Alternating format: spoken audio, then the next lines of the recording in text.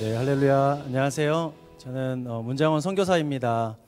작년까지 인천 온누리교회에서 대학 청년부 사역과 또 예배 사역을 하다가 또 하나님 말씀에 붙들려서 또 감동되어서 이제 하나님이 선교지에 예배를 세우고 또 선교 복음을 전하라고 하는 그 온누리교회 비전에 맞게 불러주셔서 지난 2월부터 6월까지 훈련 받았고요. 이제 7월 달에 파송을 받고 지금 저는 이제 여러분 보신 바와 같이 남아시아 이국에 이제 가게 되는데요. 계속해서 비자가 아직 나오지 않아서 대기 중에 있습니다. 여러분 생각나시면 비자를 위해서 기도해 주시면 너무 좋을 것 같아요. 최근에 많은 선교사님들께서 비자 문제로 인해서 이제 품은 나라들을 갈 수 없는 상황들이 많이 있거든요. 여러분 기억나실 때마다 우리 선교사님들 위해서 기도해 주시고요. 또 특별히 온누리교회에 많은 선교단체들이 있습니다. 대부분 선교단체 생각하시면 CGN TV만 생각하세요. 근데 그게 아니라 더 멋진 세상도 있고 아버지 학교도 있고 여러 선교 단체들이 교회 안에 있거든요. 저는 이제 두란노 해외 선교회였다가 올해 두란노 국제 선교회로 이름을 바꾼 TIM 소속으로 이제 있고요. 또 온누리교회 파송으로 남아시아 이국에 가게 됩니다. 특별히 부천 온누리교회 드림 플러스는 제가 인천에 있을 때 한 2번 정도 주일 예배 왔었고요. 그리고 또 수련회 할 때 한번 왔던 기억이 있습니다. 또 저를 보신 분도 있겠고 또 새롭게 인사하시는 분들 있을 텐데 하나님께서 이 부천 온누리교회 드림 플러스 가운데 거룩한 계획을 갖고 계신 줄로 믿습니다. 그 계획이 주님 다시 오실 때까지 이루어지는 귀한 축복을 여러분들이 누리셨으면 좋겠습니다. 시간 기도하고 말씀 나누도록 하겠습니다. 하나님 아버지 감사합니다. 예배를 드리면서 성령님의 운행하심과 성령님의 만지심이 느껴지는 이 예배 공간에 우리의 완악했던 마음들이 녹아지는 것을 경험하게 됩니다. 우리의 행위와 우리의 생각과 우리의 의지로 주님 앞에 나아갈 수 없지만 예배를 드리면서 주 성령 하나님께서 우리에게 찾아와 주셔서 만져주시면 우리가 변화될 수 있습니다. 하나님 이 시간 말씀으로 우리를 새롭게 하여 주옵소서. 하나님 한 사람 한 사람 기대감으로 나와왔습니다. 사모함으로 나와왔습니다. 한 말씀이라도 붙들고 믿음으로 반응하며 나아갈 때 삶 가운데 하나님의 놀라운 역사가 일어나게 하여 주옵소서. 감사드리며 예수님의 이름으로 기도합니다. 아멘. 오늘 창세기 15장 말씀을 함께 나누게 됩니다. 저번 주에 12장 말씀 이후에 확 건너뛰어서 이제 15장으로 왔는데요. 창세기 12장에 있어서 하나님께서 한 사람을 택해 주십니다. 그래서 한 사람을 통해서 이제 한 민족을 하나님께서 세우시고 그 민족을 통해서 하나님의 하나님 되심을 드러내기를 원하시는 것이죠. 하나님을 몰랐던 사람들에게 이 한 사람, 한 가정, 한 민족을 통해서 하나님의 어떠한 분이신지를 드러내기를 원하셔서 특별히 우르 지방에 있었던 바로 이 아브라함을 불러주셨습니다. 그리고 약속해 주셨죠. 내가 지시할 땅으로 가라. 내가 보여줄 땅으로 가라. 그러면 너를 복의 근원이 되게 하겠다. 그러면서 바다의 모래알처럼 그리고 하늘의 별처럼 많은 자손들을 너에게 줄 것이고 네가 축복하는 자에게는 내가 복을 내리고 내가 저주하는 자에게는 내가 저주를 내리겠다라고 하는 그 하나님의 놀라운 이 언약이 12장에 맺어집니다. 그리고 이제 남방 네겝으로 이동한 아브라함, 그리고 이제 시간이 지나면서 조카 롯과 함께 지내다가 이제 너무나 하나님께서 주신 축복들이 있어서 서로 싸우게 되죠. 지경에 의해서. 그래서 지경을 따로 이제 나누게 되는 사건이 14장에 나오는 것입니다. 그리고 롯은 소돔과 고모라 땅을 택했고 그리고 아브라함은 좋아 보이지 않는 가나안 땅을 택하는 모습들을 바라보게 되고요. 또 15장에 이르러서 우리가 이제 오늘 본문 말씀에 보면 이제 이 아브라함과 한 번 더 언약을 맺는 장면이 오늘 나오게 되는데요. 창세기 15장을 두 부분으로 나눈다면 다시 한번 하나님 나타나셔서 언약을 맺는 장면입니다. 1장 오늘부터 1절부터 6절까지 오늘 읽은 본문은 바로 다시 한번 후손에 대한 언약을 해주시는 본문이고요. 7절부터 21절까지의 본문은 땅에 대한 하나님의 언약에 대한 내용입니다. 12장 7절, 13절, 15절에 계속해서 하나님은 약속과 후손에 대한 약속과 땅에 대한 약속을 하셨습니다. 그리고 14장에 이르러서 13장이었죠. 롯과 헤어진 이야기. 14장에 이제 전쟁이 일어나는 이야기들, 그리고 또 이 전쟁을 통해서 다시 한번 하나님께서 하나님의 능력을 보여주시고 또 하나님의 뜻을 보여주시는 사건을 우리가 아브라함의 인생을 통해서 살펴보게 됩니다. 1절과 6절 안에서 우리가 짧게 오늘 어떤 얘기를 할 것인가 나눠보면, 이제 지금 12장에서부터 15장까지의 간극이 있어요. 아브라함을 하나님께서 부르실 때 75세에 부르셨거든요. 근데 지금 한 10년 정도의 텀이 있는 것입니다. 여러분 한번 생각해 보십시오. 하나님이 저희들에게, 저와 여러분들에게 오늘 약속해 주셨어요. 근데 분명히 하나님이 약속해 주셨는데 바로 일어날 것 같은데 1년이 지나도 그 일이 일어나지 않고, 2년이 지나도 일어나지 않고, 3년이 지나도 일어나지 않는 상황, 게다가 이제는 10년 정도가 지나버린 상황입니다. 여러분 어떻게 하시겠습니까? 하나님이 후손을 주신다고 했는데 후손을 주시지 않는 상황 가운데 있는 거예요. 그 가운데 다시 한번 하나님께서 나타나셔서 다시 한번 약속을 재확인시켜주는 장면이 바로 15장 전체의 말씀입니다. 12장에 있었던 큰 민족을 이루게 하시겠다는 하나님의 약속이 다시 한번 15장에 거쳐서 보증되게 되는 것이죠.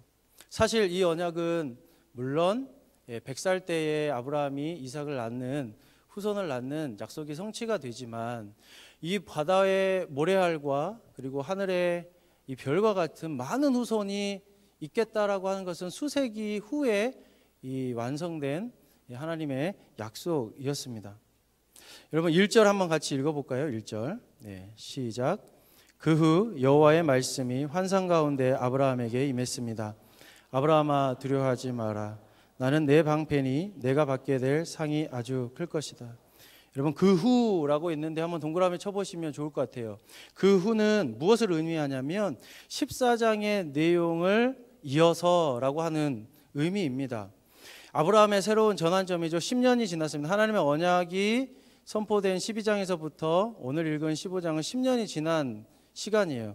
근데 이제 그 후에 여호와의 말씀이 환상 가운데 한 번 더 임하는데 그 후는 바로 아브라함의 새로운 전환점이 되는 시기입니다. 14장에 보면 신할에 있던 네 왕이 동맹을 맺고요. 또 다른 5 왕이 또 동맹을 맺어서 이게 남방과 북방이 싸우는 그러한 전쟁 가운데에 있습니다. 그 가운데 롯은 어디에 있었냐면 바로 남방에 있는 이 5동맹 안에 있는 소돔, 고모라, 바로 그쪽에 있었거든요. 이 북방 이 동맹이 바로 이 남방에 있는 5동맹을 쳐 부셨습니다. 그래서 거기에 있는 모든 사람들과 모든 재물들을 다 약탈해 갔는데 거기에 누구도 있었다? 롯도 있었다. 그래서 그걸 알고 아브라함이 특공대 318명을 조직해서 쫓아갑니다. 쫓아가서 어떻게 합니까? 그들을 격퇴시켰어요. 그래서 롯도 구해내고 식솔도 구해내고 그 다음에 재산도 다 구해내는 사건이 바로 14장에 나오거든요. 그 이후라고 하는 것입니다. 돌아오는 길에 아브라함은 소돔왕을 만났고 살레망도 만났습니다. 아브라함은 이제 소돔왕이 와서 당신이 전쟁을 이겼으니까 당신 전리품을 가져가십시오 라고 했는데 아브라함이 그것을 거절하는 것을 우리가 14장을 통해서 살펴볼 수가 있습니다. 사실 소돔왕이 전리품을 받으라고 권했을 때 만약에 내가 이 전쟁에서 이 전리품을 취한다면 자기 스스로가 이 전쟁에서 승리했다라고 할까봐 겸손하게 그것을 부인한 것이죠. 하나님은 그것을 기억하고 계셨습니다. 그래서 이 2가지 사건, 하나는 북방 4왕을 격퇴시킨 사건, 하나는 후에 이 소돔왕이 와서 전리품을 취하십시오 했을 때 거절했던 사건이 연관이 되어서 오늘 1절의 말씀에 연결되는 부분이 있습니다. 여호와 하나님이 말씀하세요. 왜 말씀하셨을까요? 왜 하나님은 계속해서 아브라함에게 말씀하실까요? 확신이 없는 아브라함에게 확신을 주시기 위해 말씀하십니다. 사랑하는 여러분, 하나님의 말씀이 여러분 가운데 계속적으로 부어지잖아요. 우리 큐티를 하고 말씀의 묵상을 하고, 왜 하나님이 똑같은 말씀을 계속해서 우리에게 부어주실까요? 우리에게 필요한 말씀이기 때문에 그렇습니다. 우리에게 더 확신을 주시기 위해서, 즉 믿음을 주시기 위해서 우리에게 말씀하십니다. 하나님께서 아브라함을 하나님의 뜻을 이 땅에 널리 전하는 예언자 선지자로 그 당시에 불러주셨습니다. 구원의 진리인 이 성경의 계시가, 우리는 이 성경책을 가지고 있지만 그 당시는 성경책이 없었어요. 그래서 하나님은 특별한 시대에 특별한 사람들에게 직접 나타나시거나 천사로 나타나시거나 환상을 통해서 나타나시는 초자연적인 방법을 통해서 나타나십니다. 지금도 간간히 그렇게 나타나시죠. 그런데 이제는 완성된 계시인 성경의 말씀을 통해서 하나님의 뜻을 자세히 알려주신다라고 저는 여러분과 나누고 싶습니다. 그렇기 때문에 저와 여러분은 아브라함같이 하나님을 직접 대면하여 보기를 원하는 마음을 가지고 오늘, 그리고 우리가 큐티를 할 때 하나님의 말씀을 읽을 때 이 하나님의 말씀이 성경이다, 성경이 곧 하나님의 말씀이다 라고 하는 것을 확신하고 믿고 받아들일 수 있는 마음이 있어야 되는 것이죠. 오늘 말씀을 통해서 아브라함에게 하신 이 말씀을 성령께서 풀어주셨으면 좋겠습니다. 그 당시에 만약 아브라함이 성경이 있었다면 성경 읽고 확신을 얻었겠지만, 하나님은 그 당시에 성경이 없는 시대에 직접 나타나셔서 믿음을 더하여 주시기 위해서 아브라함에게 나타났어요. 그러면서 하나님께서 무엇을 말씀하셨는가? 첫 번째는 바로 두려워하지 말라라고 말씀하셨습니다. 아브라함이요, 무엇을 두려워하고 있었을까요? 하나님께서 무엇을 두려워하는 아브라함에게 두려워하지 말라고 말씀하고 있을까요? 사실 이 두려워하지 말라라고 말씀하시는 것은 두려워하니까 하나님께서 두려워하지 말라고 말씀하시는 거거든요. 무엇을 두려워하고 있었을까? 바로 북방의 4개국의 동맹국을 격퇴시켜서 이겼지만 다시금 그들이 재결성을 해서 아브라함 자신에게 다시 침공해 올까 봐 두려운 마음이 있었습니다. 여러분, 여러분의 두려움은 무엇입니까? 사실 모든 사람은 남녀노소 고아를 불문하고 이 시대가 두려움을 가득하게 느끼는 시대에 살고 있습니다. 그 증거는 무엇이냐면 불안함과 우울함이 굉장히 팽배해 있다라고 하는 것입니다. 최근에 조사에 의하면 이 건강보험심사평가원에 의하면 17년부터 21년까지 최근 5년 동안 우울증과 불안장애의 진로 현황 분석을 했는데요. 5년 동안 우울증 환자는 35%, 불안장애 환자는 32%를 증가했다고 하고 있습니다. 특별히 이 시대의 대학생들, 20대 청년들 우울증 환자가 코로나 이전에 비교하면 127.1%가 늘었어요. 그래서 이 60대 성인을 넘어서는 숫자를, 비중을 차지하고 있습니다. 우울과 불안과 이 두려움이 왜 흔한 질병이 되었을까? 두렵기 때문에 그렇습니다. 이전에는 잘 지냈지만, 또 지금도 잘 지내고 있지만 앞으로 살아갈 날에 많은 장애물들이 있을 것인데 그것들로 하여금 두려움을 느끼는 것입니다. 즉 평안이 없는 시대가 되었다라는 것이죠. 현대 시대에만 그런 것이 아니라 인간의 역사는 늘 불안과 두려움과 함께했다라고 하는 것을 오늘 말씀을 통해서 살펴볼 수가 있는데요. 아브라함도 예외는 아니었다라고 하는 것입니다. 그럴 때 때때로 우리도 그러한 두려움에 사로잡힐 때가 있는데 하나님 오늘 저와 여러분들에게 말씀해 주시는 것입니다. 약속해 주신 바 여전히 흔들리는 갈대처럼 나의 마음이 불안해요 두려움에 사로잡힐 때 기억하라는 겁니다. 무엇을 기억하는가? 두려워하지 말라. 너의 하나님이 있다라고 말씀하시는 것이죠. 말씀하시는 하나님이 계시다라고 하는 것입니다. 요한복음 14장 1절에 너희는 마음에 근심하지 말라. 하나님을 믿으니 또 나를 믿으라. 바로 그러한 하나님의 마음이 오늘 두려워하지 말라. 내가 있다라고 아브라함에게도 말씀하시고 저와 여러분들에게도 말씀하시는 줄로 믿습니다. 어제 이긴 싸움이었어요. 그런데 오늘 생각해보면 또 내가 맞닥뜨려야 되는 싸움들이 있는 거예요. 그 앞에 서면 두려움이 있는 것입니다. 그런데 주님 분명하게 얘기하는 거예요. 두려워하지 마. 내가 너와 함께 할 것이다. 그러한 하나님의 뜻이 오늘 저와 여러분의 심령 가운데 말씀을 통해서 충만해지시기를 축원합니다. 그래서 이사야의 말씀에 더 분명하게 말씀해 주세요. 한번 같이 읽어볼까요? 이사야 41장 10절 말씀인데요. 그리고 크게 읽어보겠습니다. 시작. 그러니 두려워하지 마라. 내가 너와 함께 있다. 걱정하지 마라. 나는 내 하나님이다. 내가 너를 강하게 하고 너를 도와주겠다. 내 이른 오른손으로 너를 붙들어 주겠다. 사랑하는 대학 청년 여러분, 그리고 성도님 여러분, 하나님의 말씀이 우리 가운데 지금 부어지고 있습니다. 앞이 보이질 않고요. 내 앞에 당면한 어려움들이 나를 두렵게 만들지만 주님이 말씀하시는 것입니다. 두려워하지 말라. 그분을 의지하십시오. 신뢰하십시오. 그러면 주님이 여러분들을 지키실 줄로 믿습니다. 그러면서 두 번째, 두려워하지 말라. 그 네 개국, 그 동맹국들이 너희를 다시 치러 올까 두려워하지 말라. 그러면서 두 번째 하신 말씀이 나는 너의 방패다. I'm your shield. 내가 너의 방패가 되어줄게 라고 말씀해 주는 거예요. 하나님이 보호자 되어 주시겠다, 보호가 되어 주시겠다라고 말씀하시는 것입니다. 확증해 주시는 거죠. 주님이 방패가 되어 주시기 때문에 바로 아브라함은 두려움을 이길 수 있는 이유를 찾았던 것입니다. 우리도 여기서 두려움을 이길 수 있는 이유를 찾을 수가 있습니다. 주님은 방패 대신 하나님을 믿으며 의지하며 저와 여러분들이 나아가기를 원하세요. 시편 115편 9절에 이스라엘아 여호와를 의지하라. 그는 너희의 도움이시요 너의 방패시로다.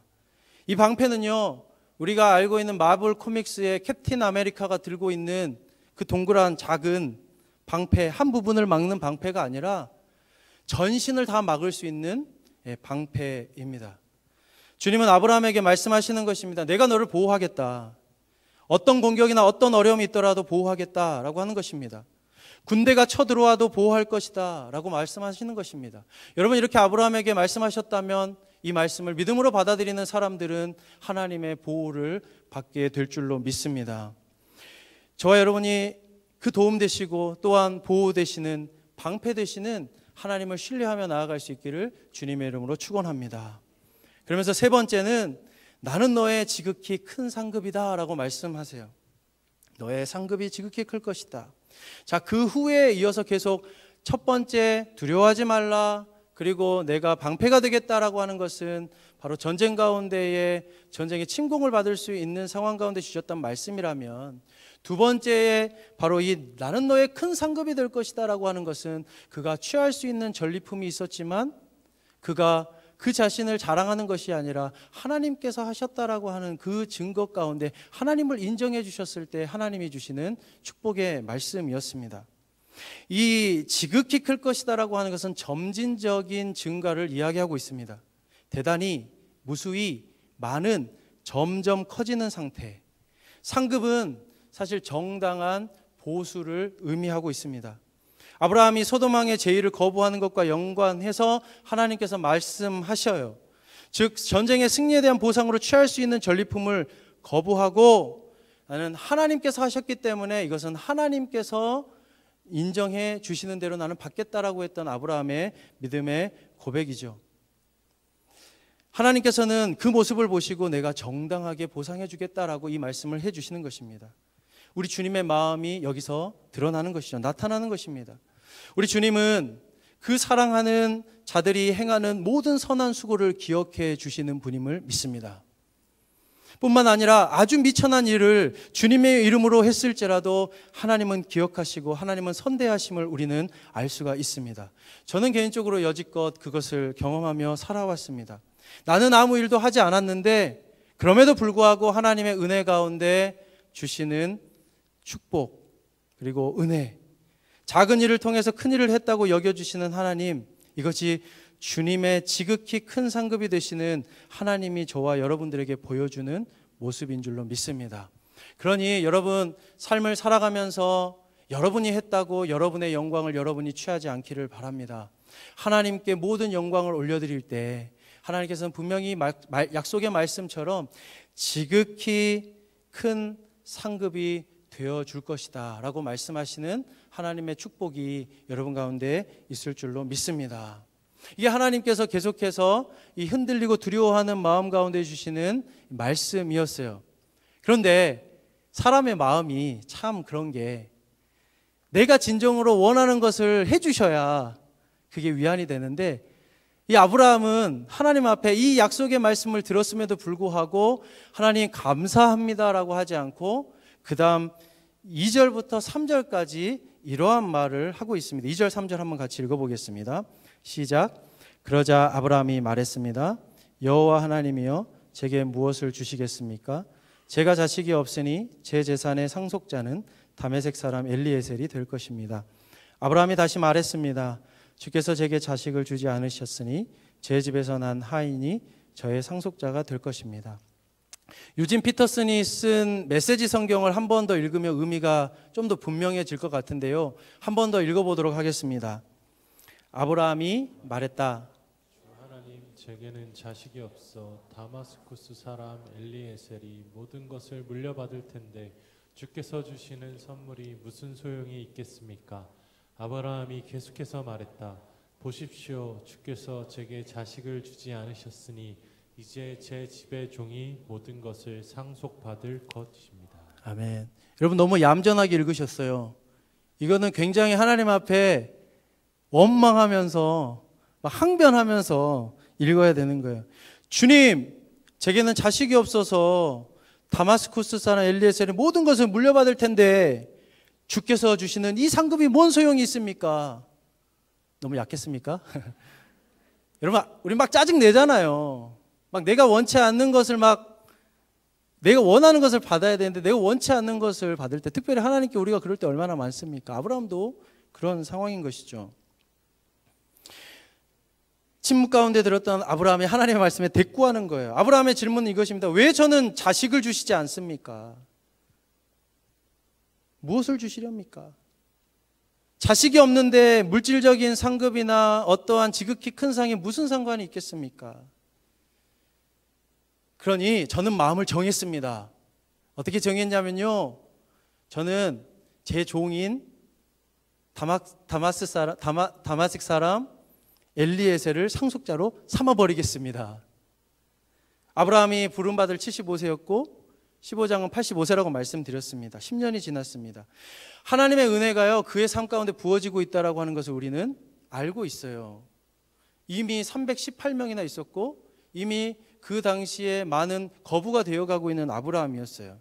그런데 아브라함에게 풀리지 않는 숙제 같은 것이 있었는데 12장에 하나님께서 그의 이 가정에 이 자녀를 주신다라고 했는데 아직까지 자녀가 없다라고 하는 것입니다. 그렇지 않아도 고대 근동에 자녀가 없는 것은 굉장히 수치스러운 거죠. 상속자가 없다라고 하는 것은 굉장히 수치스러운 일이었습니다.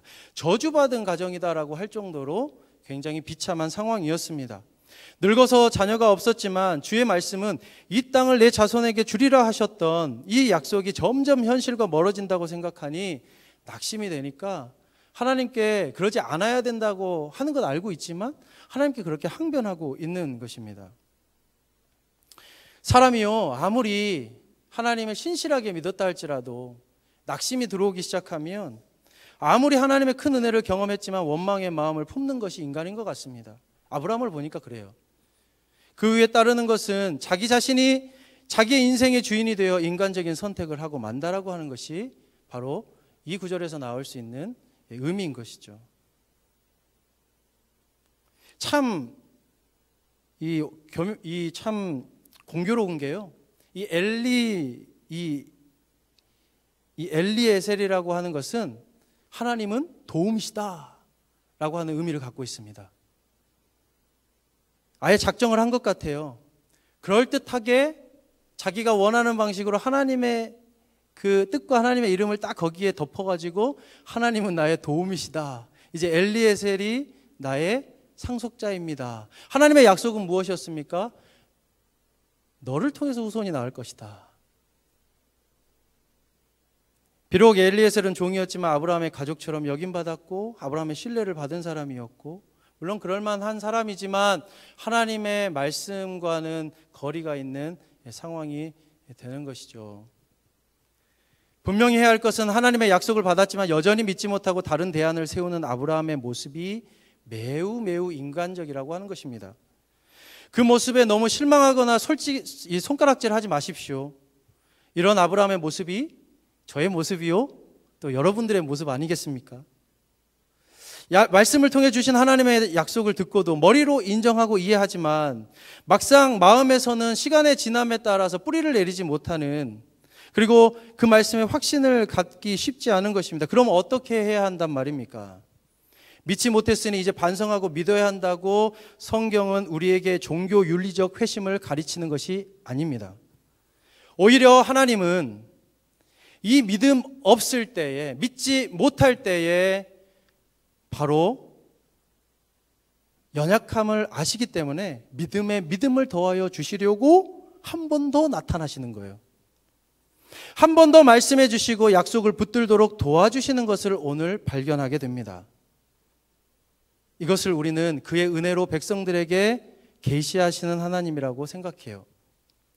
하나님께서는 지금 저와 여러분의 연약함을 아시기 때문에 은혜와 자비, 그 성품 안에서 우리에게 믿음에서 떠나지 않게 하기 위해 지속적으로 찾아와 말씀해 주시는 것입니다. 여러분, 그 말씀을 붙들 수 있는 은혜가 있기를 바랍니다. 그러므로 믿음은 들음에서 나고 들음은 그리스도의 말씀에서 나는 것입니다. 주님이 책망하지 않고 다시 나타나시는 거예요. 4절 5절 한번 읽어보겠습니다. 시작. 그는 내 상속자가 되지 않을 것이다. 오직 내 몸에서 나온 사람이 내 상속자가 될 것이다. 여호와께서 아브람을 밖으로 데리고 나가 말씀하셨습니다. 하늘을 올려다보고 별을 세어 보아라. 과연 셀 수 있겠느냐. 그리고 여호와께서 말씀하셨습니다. 내 자손도 이와 같이 될 것이다. 4절의 성경은 번역되어 있지 않지만 원문에 보면 외힌네 보라 라고 얘기를 하고 계세요. 아브라함이요, 항변할 때 썼던 단어예요. 보세요 주님 했는데 주님이 다시 응수하시는 거예요.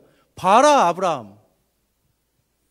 하나님도 아브라함에게 다시 하실 말씀이 있다는 것입니다. 우리의 믿음이 흔들릴 때 하나님은 10년 된 약속을 다시 한번 재확인시켜주는 오늘 말씀을 우리가 살펴볼 수가 있는 것입니다.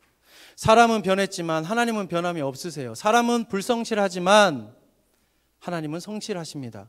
하나님은 지금도 그가 계획하시고 정하신 바를 말씀하시고 인도해 가시는 줄로 믿습니다.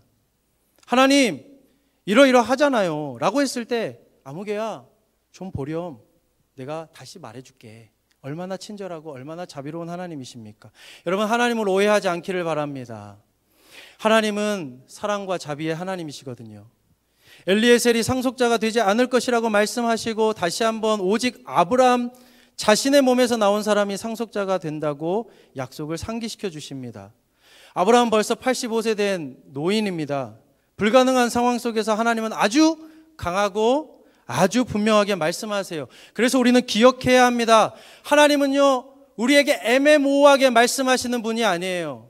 아주 계속해서 알아듣게 분명하게 말씀하신다는 사실을 우리는 꼭 기억해야 됩니다. 그리고 우리의 심령에 아주 분명하게 말씀하시는 분이라고 하는 사실입니다.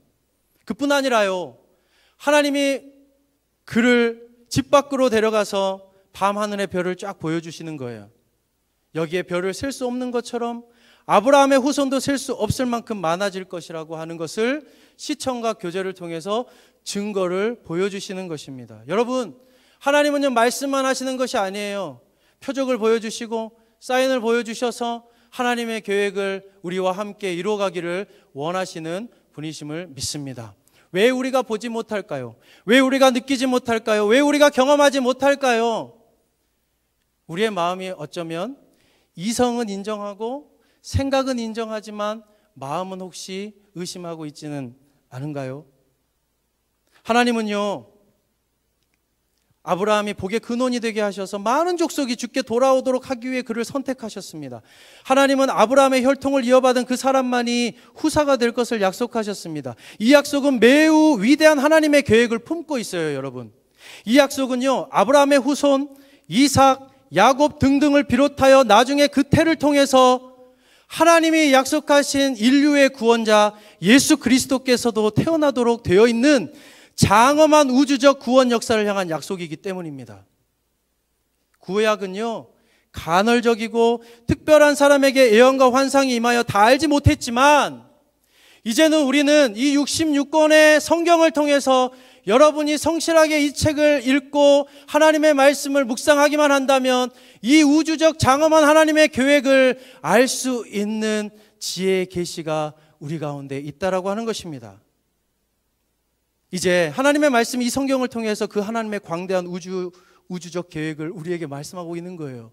저는 이것을 볼 때 하나님의 스케일이 너무나 커서 압도당하지 않을 수가 없습니다. 한 사람을 통해서 영원까지 영향을 끼치는 그 장엄한 계획을 갖고 계신다면 우리는 어떻겠습니까, 여러분? 아브라함이 특별한 사람이었습니까? 아브라함 똑같은 사람이었습니다. 그런데 그 한 사람을 택하셔서 하나님 말씀하시고 그렇게 하시겠다 할 때 그냥 10년, 20년, 100년이 아닌 영원의 하나님의 계획을 그 인생 안에 집어넣으셨다라고 하는 것입니다. 사실 이러한 하나님을 발견하면 믿지 않을 수 없습니다. 물론 믿음은 하나님이 주시는 선물입니다. 여러분, 하나님의 계획은 크고 강대하신 것을 믿으십니까? 내 생각과 내 시간대에 머무는 말씀이 아니에요. 영혼을 관통하는 말씀입니다. 하나님의 말씀의 광대하심을 믿는 자는 광대한 하나님의 역사를 경험하는 것입니다. 그러한 축복이 여러분 가운데 있기를 바랍니다. 계속해서 말씀하시는 하나님의 음성을 성경 안에서 들을 수 있기를 바라고, 현실 속에서 보여주시는 증거들로 말미암아 저와 여러분 안에 있는 하나님의 약속의 계획을 신뢰하며 한 걸음 한 걸음 나아갈 수 있기를 바랍니다. 나는 이 아브라함을 보면서 깨닫습니다. 하나님의 약속과 하나님의 계획은 바로 사람에게 있다라고 하는 것을. 여러분, 어쩌면 우리의 하나님의 인도하심과 계획을요, 어떠한 물질, 어떠한 롤, 역할, 위치, 그러나 하나님의 계획은 분명한 것입니다. 후손, 자녀, 사람. 여러분, 하나님의 계획과 약속은요, 분명한 거예요. 사람에게 있는 줄로 믿습니다. 한 영혼에게 있는 줄로 믿습니다. 한 영혼을 선택하셔서 한 민족을 변화시키고 온 인류를 변화시키고자 하는 것이 하나님의 마음인 줄로 믿습니다. 사람의 죄악과 연약함을 아시고 직접 자신의 아들 예수 그리스도를 세상에 보내신 하나님의 마음, 그로 인하여 그를 믿는 사람마다 멸망하지 않고 영생을 얻게 하심으로 하나님의 자녀됨, 백성됨을 회복시키고자 하는 마음, 이제 여기 있는 한 사람 한 사람이 또 다른 아브라함이 되어서, 이전 아브라함은 오실 예수 그리스도를 예비하는 자였다면 이젠 다시 오실 예수 그리스도를 예비하는 자가 되길 원하는 하나님의 마음이 바로 이 하나님의 약속 가운데 들어있다라고 하는 것입니다. 제가 6년 동안 인천에서 대학 청년부를 섬겼습니다. 처음 만났을 때 그들은 20대 후반이었어요. 그런데 시간이 지나고 30대가 접어들면서 한 명씩 결혼하기 시작하는 거예요. 결혼해서 이제 성인으로 올라가고, 근데 이제 제가 선교사로 나간다고 하니까 같이 모여서 저를 파송해 주겠다고 모였습니다. 아이들을 다 하나씩 낳았고 왔어요. 한 7가정 정도가 7월에 모임을 했는데요. 청년이었던 그들이 이제는 부모가 되어 낳은 아이들을 보니까요, 제가 말씀으로 그래도 부족하지만 교육자로서 이렇게 사랑으로 아비의 마음으로 양육을 했는데, 그들이 또 다른 생명을 낳고 막 양육하는 모습을 보니까, 제 자녀가 셋이 있거든요. 근데 셋을 보는 것보다 이 아비된 마음, 할아비된 마음으로 그 어린아이들이 너무 이뻐 보이는 거예요. 우는 모습도 이뻐 보이는 거죠. 아, 이게 하나님의 마음이겠구나. 이게 하나님께서 원하시는 마음이겠구나. 눈물이 나더라고요. 그들이 내게는 이삭과 같은, 야곱과 같은 사람들이었거든요. 여러분 꼭 결혼하십시오. 꼭 결혼하셔서 자녀들과 후손을 낳는 축복이 있기를 바랍니다. 하지만 뿐만 아니라 하나님의 마음으로 낳은 영적인 자녀들이 여러분 있기를 바랍니다. 그런 리더십들이 되시기를 바랍니다. 더 나아가서 하늘의 별과 같이 많은 수의 믿음의 후손들을 가정과 학교와 직장 가운데 주시겠다는 하나님의 약속이 여러분의 약속이 되시기를 주님의 이름으로 축원합니다. 여러분들을 통해 복음을 듣고 주 예수 그리스도로 돌아오게 하는 역사가 있기를 기도합니다. 어쩌면 아브라함에게 주셨던 이 언약은요, 한 명 자신의 아들 태어날 이삭을 위한 약속이기도 했지만 하나님의 장대한 우주적 역사 가운데 믿음의 자녀, 믿음의 후손 예수 그리스도를 예비하고 다시 오실 예수 그리스도를 예비할 사람들에게 주신 약속의 말씀이기도 하거든요. 그래서 제가 이 말씀 듣고 그 장대한 하나님의 역사 가운데 헌신하게 되었습니다. 진짜 하나님이 원하시는 뜻은 내가 돈을 많이 벌어서 내가 어떠한 위치에 올라가서 선한 영향력을 끼치는 것이 아니라 지금 나에게 맡겨주신 한 영혼, 나에게 맡겨주신 자리에서 있는 한 사람을 다시 하나님의 자녀로 낳는 것이구나 생각했기 때문에 그렇습니다. 이것이 선교입니다. 그러므로 사실 이 본문은요, 자식 주시겠다라는 말도 되지만 축복합니다. 혹시 임신 못하시는 분들 주님 주십니다. 선교적인 내용을 품고 있는 거예요. 선교는 내가 하는 것이 아닙니다. 하나님이 하십니다. 하나님이 한 사람을 선택해 찾아오셔서 말씀하시고 약속하시는 것으로 시작되듯이, 그리고 그가 완성하듯이 하나님이 아브라함 한 사람을 선택하시고 나타나셔 말씀하시고 약속하시잖아요. 그가 뭐 잘한 게 있나요? 의심하죠. 항변하죠. 후손도 주님이 주시고 땅도 주님이 주시고, 단지 그는 그 말씀을 듣고 믿고 기다리면 하나님이 하실 것을 볼 것인데 그것도 쉽지 않습니다. 선교도 그렇습니다. 하나님이 원하시는 땅에서 그 사람들 사이에서 말씀하시는 하나님 곁에 있어서 보고 듣는 것입니다. 그리고 하나님이 하실 일들을 보는 것입니다. 그러니 여러분 모두 다 선교사가 되라고 말하지는 않습니다. 그러나 그리스도인이라면, 하나님을 주로 고백하는 사람들이라면, 하나님의 약속을 받은 사람이라면, 하나님의 계획에 동참하고 싶은 사람이라면 선교적인 삶의 부르심이 있습니다. 예수 그리스도를 구주로 믿고 그의 죽으심과 다시 사심이 자신의 삶을 변화시킨 사람이라면, 그래서 이제 예수 안에 생명이 있고 그분 안에 참 기쁨이 있다는 것을 경험하고 찬양한 것처럼 그러한 분들이라면, 그분이 내 삶의 주인이 되었을 때 가장 인생이 가치 있다고 경험한 사람이라면 복음을 경험한 사람입니다. 그 사람은 선교적인 삶으로 살 수밖에 없어요. 사랑하는 젊은이 여러분, 그리고 성도님들, 여러분의 혈통을 통해 다시 오실 예수 그리스도를 준비하는 축복이 있기를 바랍니다. 여러분의 삶을 통해 바다의 모래알처럼 하늘의 별처럼 주실 믿음의 후손들을, 다시 오실 예수 그리스도를 나타내는 축복이 있기를 바랍니다. 그래서 1:1 하십시오. 복음을 전하십시오. 전도하십시오. 가능하다면 여러분 그 복음을 들고 4개월이라고 하는 FA도 좀 지원하십시오. TP 단기 선교도 좀 가보십시오. 좀 마음이 더 생기면 5년 장기 선교도 한번 헌신해 보십시오. 40대에 헌신하니까 좀 힘들어요. 좀 혼자 있을 때 가시면 너무 좋아요.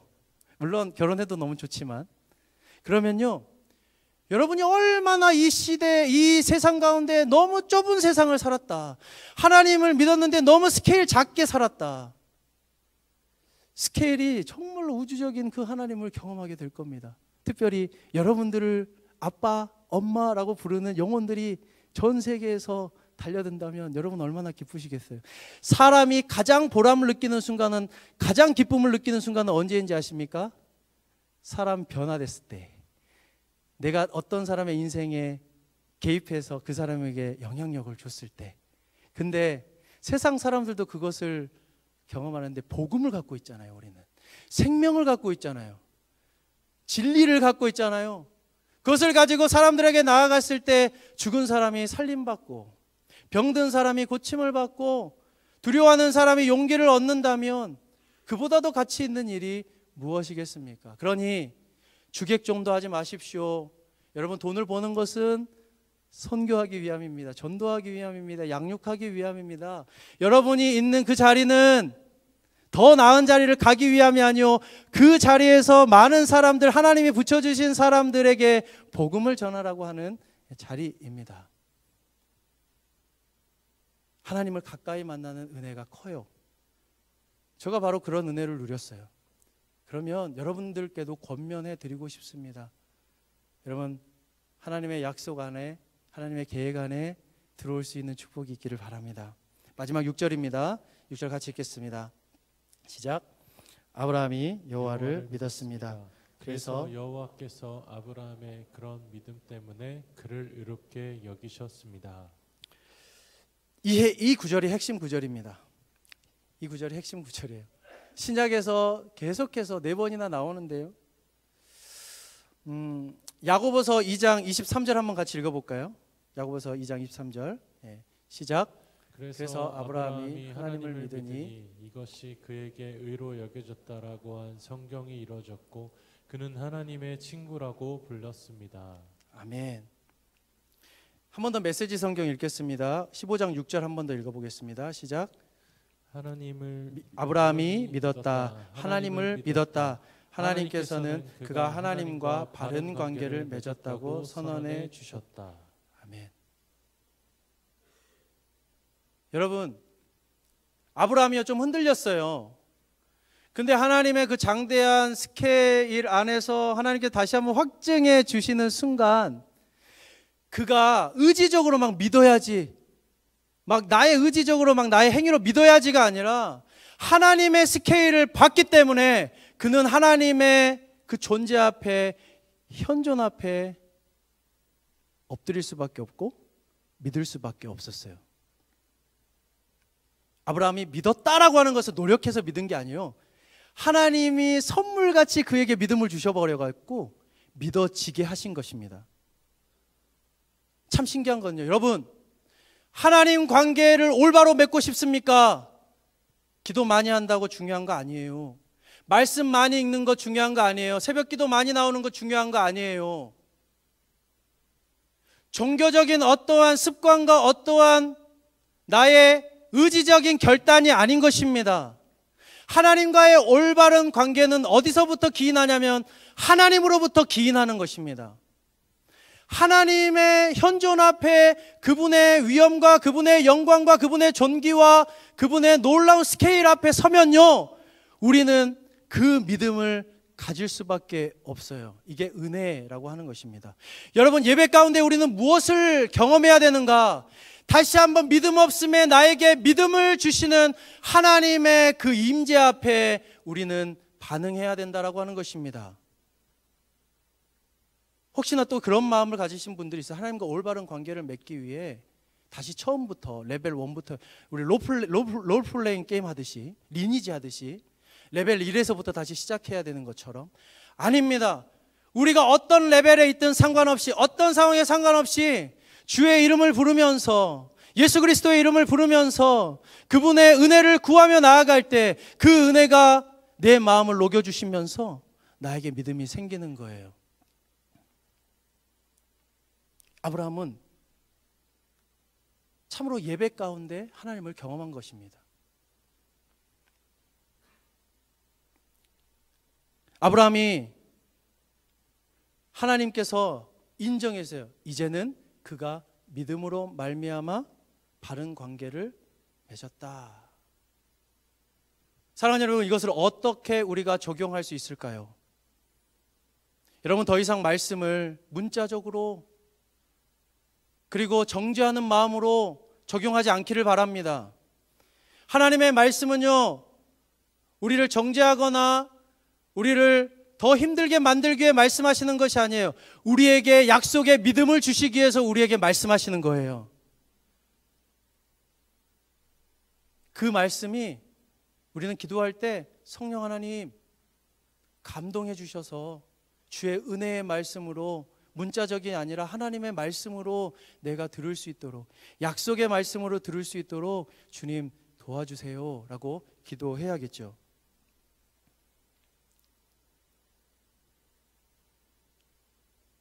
어떤 사람이 진정으로 하나님에 대한 믿음을 가지고 있는지는 위기 때 분명하게 드러납니다. 여호와께서 의로 여기셨어요. 구약 성경에서 핵심적으로 중요한 덕목 중에 하나입니다. 의로운 사람은요, 하나님이 베푸시는 은혜를 누리고 있어요. 사실 계속해서 우리는요, 뭔가 믿음이 있으면 행함으로 증명해 보여야 된다라고 생각해요. 그렇지 않습니다. 우리는 하나님을 만나면 의롭게 되어서 그렇게 되어지는 것입니다. 우리가 하나님께 헌신해야지라고 합니까? 아니면 하나님께 은혜를 받고 내가 헌신하게 되는 것입니까? 성경에 보면 해라라고 나와 있으니까 뭔가 해야 될 것 같아요. 그런데 사실은 윤리적 당위성을 얘기하는 것이 아니라 정말 주님 만난 사람은 그렇게 된다라고 하는 것을 표현하는 것을 명령문으로 썼을 뿐입니다. 사랑하는 여러분, 하나님께서 여러분 가운데 믿음의 은사를 주시기를 바랍니다. 예수 그리스도를 통해서 여러분 가운데 다시 한번 그 믿음이 부어지기를 바랍니다. 그렇다고 해서 이 믿음이 그냥 신비하고 초월적인 것만 추구하는가? 아니라고 하는 것입니다. 종교개혁자 존 칼빈은 기독교 강요에서 이렇게 얘기하고 있어요. 한번 같이 마지막으로 읽어볼까요? 시작. 믿음이란 무엇인가? 즉 예수 그리스도 안에서 주어진 은혜의 약속 위에서 근거하여 우리의 지성에 계시되고 성령에 의해 우리의 마음에 날인되는 우리를 향한 하나님의 뜻에 대한 굳건하고 확실한 지식이 믿음이다. 좀 띄워주시겠습니까? 여러분, 믿음이란 무엇이냐면요, 예수 그리스도 안에서 주어진 은혜의 약속이 무엇입니까? 바로 이 말씀입니다. 그리고 그 구원입니다. 그리고 그 하나님이십니다. 그것이 지성을 통해 계시되고, 지성에 통해 계시됐다는 것은 이해했다라고 하는 것입니다. 여러분, 누구도 이 말씀에 대해서 이해 못하시는 분 없을 거예요. 그런데 누구도 이 말씀에 대해서 인정 안 하시는 분 없을 거예요. 그런데 이 말씀이 진짜 우리의 심령 가운데서 뿌리를 받고 생명의 꽃을 피우는 사람은 드물 것입니다. 여러분, 우리가 이해한다고 해서 믿음 있는 거 아닙니다. 우리의 마음은 심히 부패여서요, 마치 아브라함이 하나님의 약속이 있었지만 뿌리받지 못하고 10년 가운데서 생명의 뿌리를 내리지 못하고 싹을 틔우지 못했을 때 엘리에셀을 그의 상속자로 삼으려고 했던 것처럼 우리의 마음이 심히 부패했기 때문에 우리의 마음을 믿는 것이 아니라 성령께서 조명하여 주셔서 이 말씀을 우리의 심령 깊숙한 곳에 심고 우리의 부패한 타락한 자아를 뚫고 그 말씀이 뿌리를 내리고 생명을 내릴 때야말로 그때 믿음이 있는데요, 이 믿음은 흔들리지 않는 믿음이 되는 것입니다. 이 얘기를 하고 있는 거예요. 우리를 향한 하나님의 뜻에 대한 굳건하고 확실한 지식, 이 믿음이 우리의 마음 내면 심령 가운데 부패한 심령을 뚫고 싹을 틔우고 생명을 나타내는 그것을 우리는 믿음이라고 얘기해요. 여러분, 우리가 얼마나 많이 속고 있는지 모르겠습니다. 얼마나 많이 속고 있는지 모르겠어요. 알아요. 우리는 말씀을 듣고 큐티를 하고 기도를 해도 알아요. 근데요, 마음에 성령의 조명하심까지는 있는데요, 마치 예수님의 비유처럼 떨어졌는데, 밭에 떨어졌는데 돌밭에 떨어지거나 옥토에 떨어지지 못하고 가시밭에 떨어지거나 열매 맺지 못하는 것입니다. 어떻게 할 수 있을까요? 주님의 은혜를 구해야 되는 것입니다. 그래서 예수님은 2000년 전에 우리에게 오셔서 말씀이 육신이 되셔서 그 자신을 생명의 떡이요 빛이요 그리고 다양한 방법으로 그분이 어떠한 분이신지를 우리에게 나타내셨고 우리를 영생의 자리로 이끌어 주셨으며 이제는 살아나셔서 하늘의 보좌 우편에 계심으로 그의 약속한 성령을 보내주셔서 그 성령을 믿는 자마다, 그 성령에 의지하며 함께 동행하는 자마다 믿음에 믿음을 더해 주시겠다고 말씀해 주셨어요. 나의 의지가 아니라 하나님의 선물로. 오늘 아브라함의 인생이 여러분의 인생이 되시기를 주님의 이름으로 축원합니다. 아브라함이 의지적으로 믿은 거 아니고요. 그 당시 특별하게 하나님의 그 현존 가운데 삼위일체 하나님이 그의 내면 가운데 있을 때 그는 그 심령을 뚫고 정말로 확신하게 된 거예요. 하나님을 향한 그 뜻, 굳건하고 확실한 지식, 흔들리지 않고 성령에 의해서 지성도 마음도 의지도 따라갈 수밖에 없는,